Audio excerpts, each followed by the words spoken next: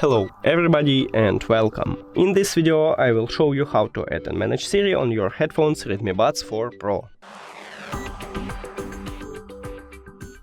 You have to start by opening the application and now go to gestures. Now, we can add this gesture just for press and hold, so decide you wanna use left one or right one earbud. Now, I prefer the left one, so I click on it here, it's the same for the right one. And click on voice assistant.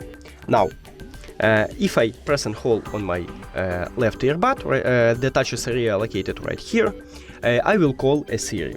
So let's check it.